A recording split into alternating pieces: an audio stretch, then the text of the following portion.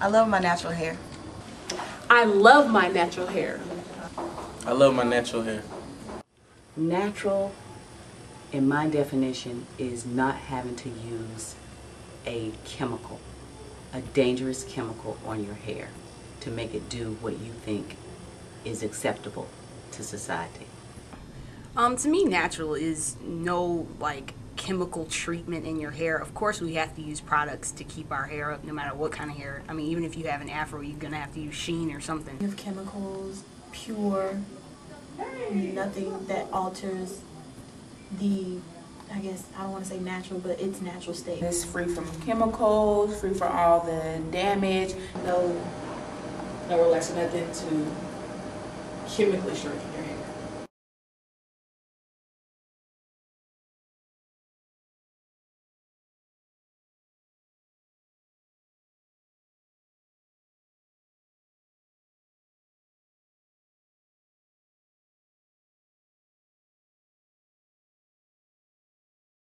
First time I got a relaxer, I was in the 4th grade. I was about 6 or 7 when I got my first relaxer, a kitty perm. The benefits for me having a relaxer is that it gives me a straight, flat look and takes away from the stress of me having to do my hair all the time. For me, it was just easier. Like, I can get a relaxer and I know that my hair will be straight for the next 5 weeks, give or take. And that if it rains, my root won't puff up and the edge will still be straight. It's just maintenance. It's manageable for me. I can't deal with natural hair. I guess the coarseness of it and stuff like that. I started in May, the beginning of May, and I got a relaxer yesterday. And I can honestly say I'm pretty happy with my relaxer because it started to rain today, and if I was natural, it would be puffy.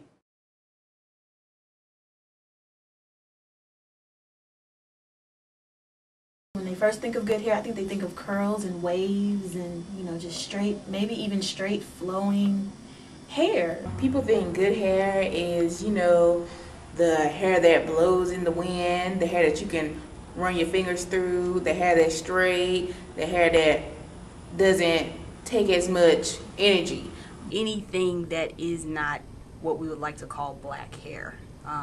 It's sad, but I guess the hair that our ancestors had, the tight, kinky, strong, coarse black hair, that's what I think a lot of people would consider not good hair. The straight hair, thin hair, like white people's hair, is good hair, right? So that if your hair has any type of curl or texture to it, then that's not good hair. I consider good hair any hair that God gave you. There's no such thing as good hair. There's just hair that we were born with, and there's hair that other people were born with. There's no such thing as good hair. We know the history of that, coming out of slavery and what have you, this whole notion of beauty as it relates to black people. So, right, this whole notion of good hair, everybody's hair is good. If it's on your head and you have hair, it's good hair. The fact that you have some, that is good hair. There is no perfect texture, there's no perfect length, there's no perfect blend of hair. I consider good hair anyone that wears their hair proudly. What you have is what is good. That's good hair to me. As a professional, I think that's good hair. Well, a lot of people think of good hair as actually my hair, but a lot of people don't really understand that it's hard to maintain hair. Hair is hair no matter what.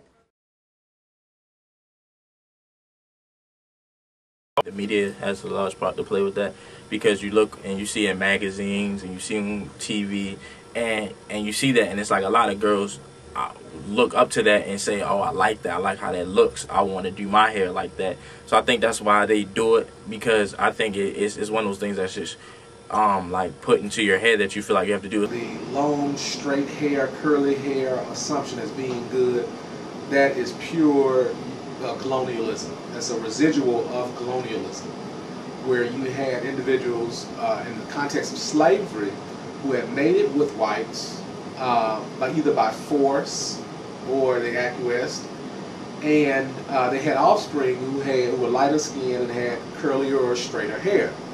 And so they were given more privilege and seen as more ideal because they were closer to white. And that created this myth or assumption of, you know, curly hair, long hair. Where does beauty really come from? I think really beauty comes from the media, because the media puts it out there for us to see. I think white American, white society made it that way. Like, if you put three women in an interview, and all of them black women, one has straight long hair, and it's perm, you know, regular. Another woman has a fro, another one has like sister soldier locks. The one with the perm is going to get the job. It doesn't matter if the two women with the fro or the sister locks is like, credentials is out of this world, but the one with the perm is going to get the job. I think so.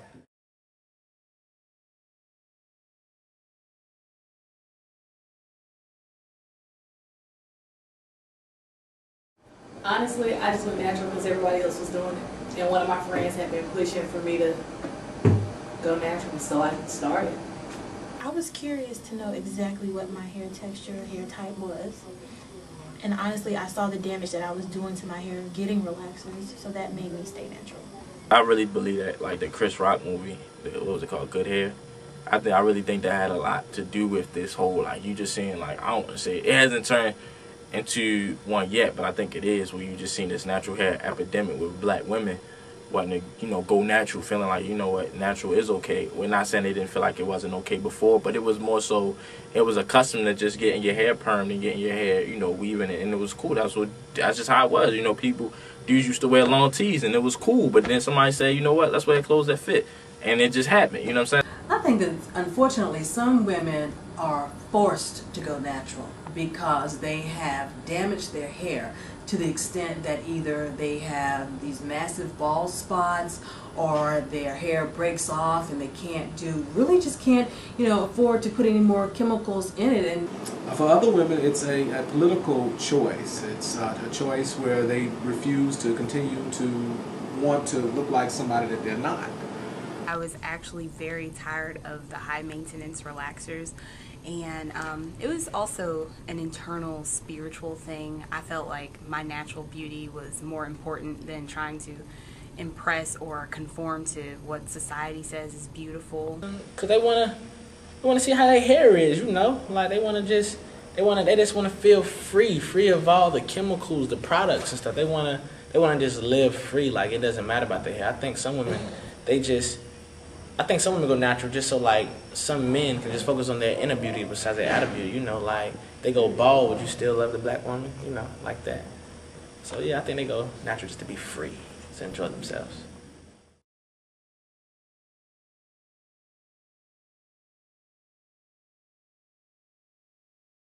I think that the stigmas come from both the dominant society, you know, being that of European culture, in that some folks don't like it. There's a natural xenophobia toward anything that looks African in Western culture. Also, among African Americans, we've been trained to hate anything African. And so natural hair is put in that box. Some of the stigmas would be they have good hair because they don't have to get a relaxer. People tend to think that you may not get a job and you will be stereotyped because your hair is a certain way. It's a certain texture or it's in a certain style. Most people think that, you know, if you become natural, you got to be this earthy type, you know, shells in your hair, just, you know, that type of stigma. My main struggle has been to keep a relaxer out of my head. I can't comb it when it's dry, it has to stay moisturized. There are not a lot of American-made products for natural black hair. A lot of them are made for either relaxed hair or other hair types.